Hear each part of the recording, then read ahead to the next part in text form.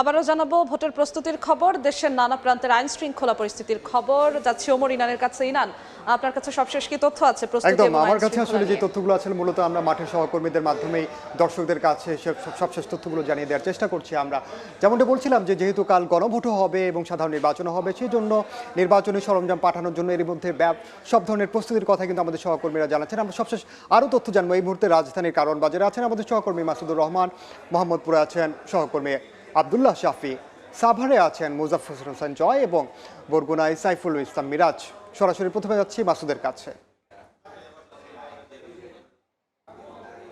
আমরা প্রদক্ষিণ করেছি, প্রত্যেকটি জায়গায় আইন শৃঙ্খলা বাহিনীর কড়া উপস্থিতি চোখে পড়েছে এবং এই মুহূর্তে বিজিবির একটি স্পেশাল রবাস্ট পেট্রোলিং আমরা দেখছি। এখানে 3টি এপিসি এবং একটি পিকআপ ভ্যানের মাধ্যমে তারা এই যে তাদের যেই নিরাপত্তা ব্যবস্থা সেটি তারা সাজিয়েছে এবং এই নিরাপত্তা ব্যবস্থার মাধ্যমে তারা বিভিন্ন এলাকা ভাগ করে নিয়েছে। আজকে আমরা বিজিবির বেশ কিছু টিমকে আমরা দেখেছি এভাবে বিভিন্ন জায়গায় তারা পেট্রোলিংয়ের মাধ্যমে কোনো ধরনের নিরাপত্তা ঝুঁকি যাতে তৈরি না হয়, কেউ যাতে কোনো ধরনের বিশৃঙ্খলা করতে না পারে সেই বিষয়টি নিশ্চিত করার জন্য তারা তাদের যে এই পেট্রোলিং সেটি তারা করছে। তারা এপিসি দিয়ে বিভিন্ন জায়গায় ঘুরে ঘুরে দেখছে, দূর থেকে অবজারভেশন করার চেষ্টা করছে যে কোনো ধরনের নিরাপত্তা ঝুঁকি আছে কিনা বা কেউ কোনো ধরনের বিশৃঙ্খলা করছে কিনা।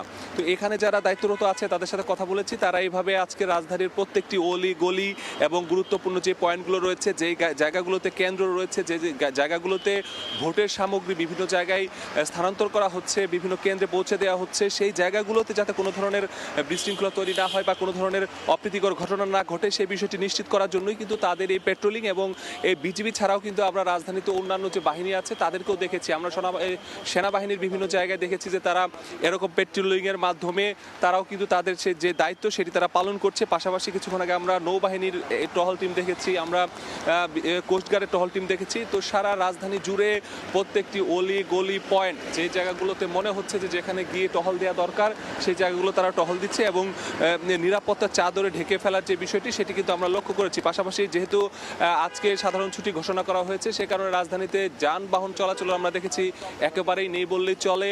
যেগুলোর যানবাহনের অনুমতি আছে এর বাইরে কেউই আসলে ওরকমভাবে রাস্তায় বের হয়নি, যে কারণে ওরকমভাবে জনসমাগমও কোথাও হওয়ার সম্ভাবনা নেই। তারপরেও যদি যারা আসলে অপরাধী তারা তো যে কোনো সময় যে কোনো ধরনের অপ্রীতিকর ঘটনা ঘটাতে পারে এবং সেটির কথা মাথায় রেখেই কিন্তু তারা তাদের নিরাপত্তা চাদর তারা সেটি ঢেকেছে এবং পুরো রাজধানীকে তারা যেভাবে নিরাপত্তা চাদরে ঢেকেছে পুরো বাংলাদেশের সব জায়গায় কিন্তু আইন শৃঙ্খলা বাহিনীর এভাবেই তাদের যেই নিরাপত্তা সেটি কিন্তু তারা দেওয়ার চেষ্টা করেছে। আইন শৃঙ্খলা বাহিনীর কাছ থেকে আমরা যে তথ্যটি পেয়েছি সেটি অনুযায়ী প্রায় 10 লাখ আইন শৃঙ্খলা রক্ষা বাহিনীর সদস্যরা এই নির্বাচনের দায়িত্বে আছে। ঢাকাতেই শুধু পুলিশের পক্ষ থেকে 25,000-এর বেশি সদস্য আছে এবং বিজিবির পক্ষ থেকে আমরা শুনেছি প্রায় 37,500 সদস্য তারা এই যে নির্বাচনের যে নিরাপত্তা সেই নিরাপত্তার জন্য তারা তাদের যে নিরাপত্তার যে ব্যবস্থা সেটি তারা সাজিয়েছে। পাশাপাশি আমরা কথা বলেছি র্যাবের সাথে, র্যাবও তাদের যেই নিরাপত্তা তারা বেশ কিছু স্তরে তারা সাজিয়েছে। প্রথমটি হচ্ছে ফুট পেট্রোলিং, তারপর মোটরসাইকেল পেট্রোলিং, রোভাস পেট্রোলিং, স্ট্রাইকিং ফোর্স হিসেবে। পাশাপাশি র্যাবের বিশেষায়িত হেলিকপ্টার রয়েছে, সেই হেলিকপ্টারও স্ট্যান্ড বাই রাখা হয়েছে। পাশাপাশি বোম ডিসপোজাল ইউনিট, সোয়াট, K9 সবাই কিন্তু তাদের যে নিরাপত্তা সেটি দেওয়ার জন্য কিন্তু তারা চেষ্টা করছেন যে কোনোভাবে যাতে কোনো ধরনের বিশৃঙ্খলা তৈরি না হয় এবং কোনো ধরনের কেউ যাতে এই নির্বাচনকে বানচালের ষড়যন্ত্র না করতে পারে, এভাবেই আসলে নিরাপত্তার চাদরে ঢেকে রাখা হয়েছে রাজধানীকে। আমাদের আরেক সহকর্মী মোহাম্মদপুরে আছে নির্বাচনের আরও খবর জানাতে। রেসিডেন্সিয়াল মডেল স্কুল অ্যান্ড কলেজে যাচ্ছি। শাফি, সেখানে কি পরিস্থিতি দেখছেন?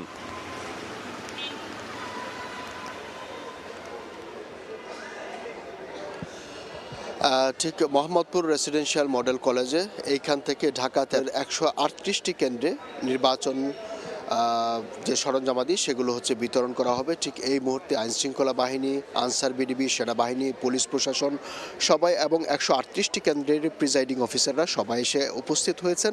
আর অল্প কিছুক্ষণের মধ্যেই হয়তো তাদের হাতে নির্বাচনের যে সমস্ত সরঞ্জামাদি রয়েছে, ব্যালট পেপার, অমোচনীয় কালি, তারপর শিল, সেই নির্বাচনী সরঞ্জামাদি, ভোটার তালিকা সহ সব কিছুই হয়তো তাদের হাতে, প্রিজাইডিং অফিসারদের হাতে তুলে দেওয়া হবে এবং ব্যালট বক্স, যে স্বচ্ছ ব্যালট বক্স, সেগুলো তুলে দেওয়া হবে। আপনারা দেখতেই পাচ্ছেন এই মুহূর্তে এখানকার যে মোহাম্মদপুর ঢাকার যে 13 আসনের 138টি কেন্দ্র, সেই 138টি কেন্দ্রের 138 জন প্রিজাইডিং কর্মকর্তা তারা এখানে এসেছেন এবং এইখানে যে রেসিডেন্সিয়াল মডেল কলেজের যেই ভবনটি থেকে, বিজ্ঞান ভবন থেকে, শিক্ষা ভবন থেকে এগুলো বিতরণ করা হচ্ছে এবং তারা একই সঙ্গে তাদের সঙ্গে হচ্ছে 13 জন করে আনসার বিডিবির সদস্যদেরকে দিয়ে দেওয়া হবে। এখন পর্যন্ত আমরা যেটা জানতে পেরেছি যে হচ্ছে, আপনাদেরকে বলি যে হচ্ছে এই যে ঢাকা সিটি কর্পোরেশনের 6টি ওয়ার্ড নিয়ে কিন্তু এই ঢাকা 13 আসন গঠিত এবং এইখানে হচ্ছে আপনার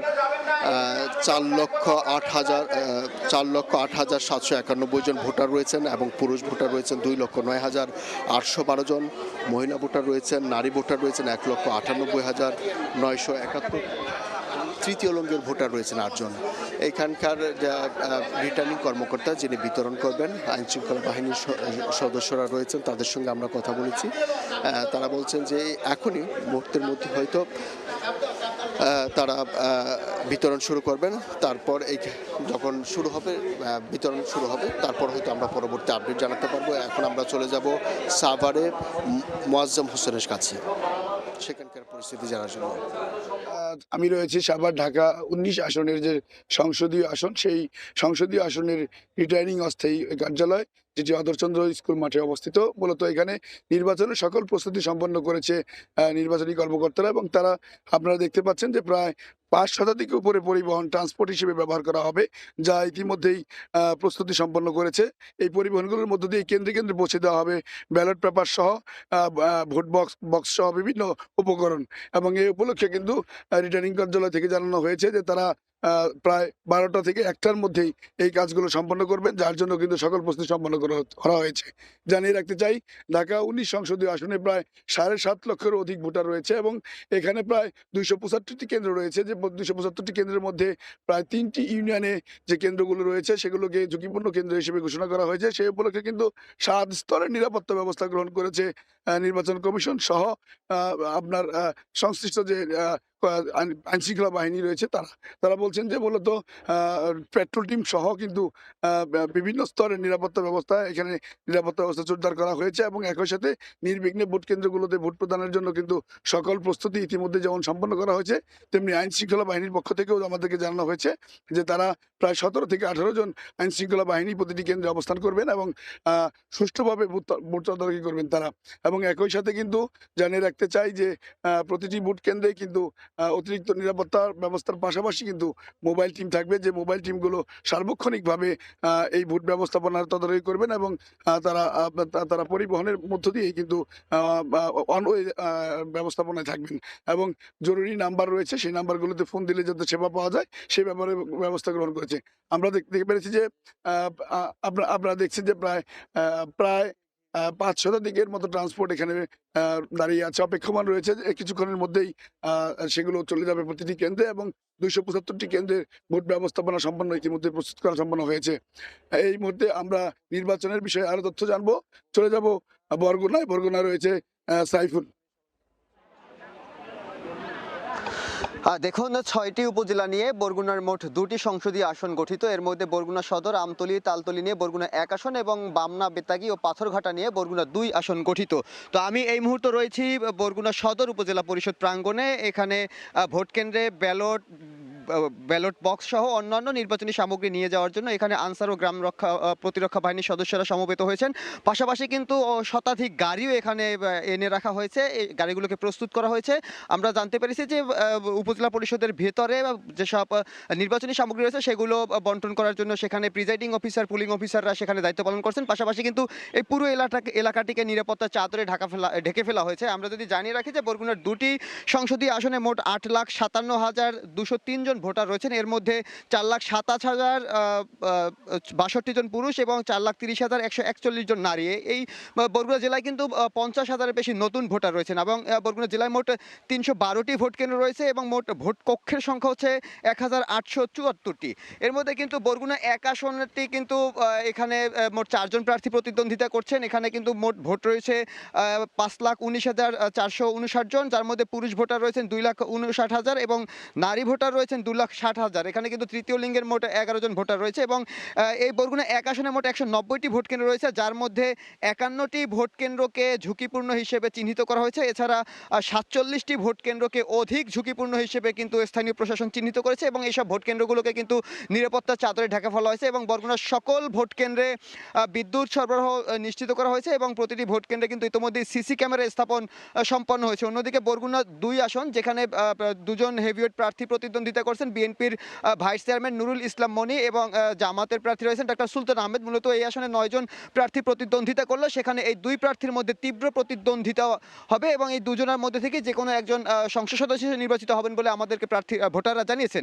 এই বরগুনা 2 আসনে কিন্তু মোট 3,37,744 জন ভোটার রয়েছেন, যার মধ্যে কিন্তু 1,67,965 জন হচ্ছেন পুরুষ ভোটার এবং 1,69,775 জন হচ্ছেন নারী ভোটার। এখানে তৃতীয় লিঙ্গের ভোটার রয়েছেন 4 জন এবং নতুন ভোটার রয়েছেন 17 জন। এই আসনে বরগুনা 2 আসনে কিন্তু মোট 122টি ভোট কেন্দ্র রয়েছে, যার ভোট কক্ষের সংখ্যা হচ্ছে 741টি। এই বরগুনা 2 আসনে কিন্তু যারা প্রতিদ্বন্দ্বিতা করছেন তারা কিন্তু এর মধ্যে কিন্তু নুরুল ইসলাম মনি এখানে একাধিকবার সংসদ সদস্য নির্বাচিত হয়েছেন। তো এখানে এই আসনটিতে মোট 24টি ভোট কেন্দ্রকে ঝুঁকিপূর্ণ ঘোষণা করা হয়েছে, পাশাপাশি কিন্তু 23টি ভোট কেন্দ্রকে অধিক ঝুঁকিপূর্ণ বিবেচনায় সেখানে কিন্তু নিরাপত্তা বলয় তৈরি করা হয়েছে। আমরা যদি বরগুনার আইন শৃঙ্খলা পরিস্থিতি বলি, বরগুনা এই মুহূর্তে কিন্তু আইন শৃঙ্খলা পরিস্থিতি স্বাভাবিক রয়েছে, যদিও গতকাল রাতে বরগুনায় একটি ঘটনা ঘটেছে এবং বেশ কয়েকদিন ধরে পাথরঘাটায় বেশ কয়েকটি অপ্রীতিকর ঘটনা ঘটেছে, কিন্তু এই ঘটনা ঘটলেও কিন্তু বরগুনার আইন শৃঙ্খলা পরিস্থিতি এখন পর্যন্ত স্বাভাবিক রয়েছে বলে কিন্তু আমাদেরকে সংশ্লিষ্টরা জানিয়েছেন। অন্যদিকে বরগুনায় নির্বাচনী মাঠে দায়িত্ব পালনের জন্য 1001 জন নৌবাহিনীর সদস্য এবং 120 জন বিজিবি সদস্য থাকবে। এছাড়া কিন্তু কেন্দ্রে কেন্দ্রে 788 জন পুলিশ সদস্য রয়েছেন। অন্যদিকে 4000-এর বেশি আনসার সদস্যরা ভোট কেন্দ্রে দায়িত্ব পালন করবেন এবং নির্বাচন কমিশনের নির্দেশনা অনুযায়ী প্রিজাইডিং অফিসার মোবাইল ফোন ব্যবহার করতে পারবেন। এছাড়া একজন পুলিশ সদস্য এবং 2 জন আনসার সদস্য তারা সুরক্ষা অ্যাপটি ব্যবহার করবেন, তারা কেন্দ্রে মোবাইল ব্যবহার করতে পারবেন। তো এই ছিল বরগুনা থেকে আমার কাছে সবশেষ।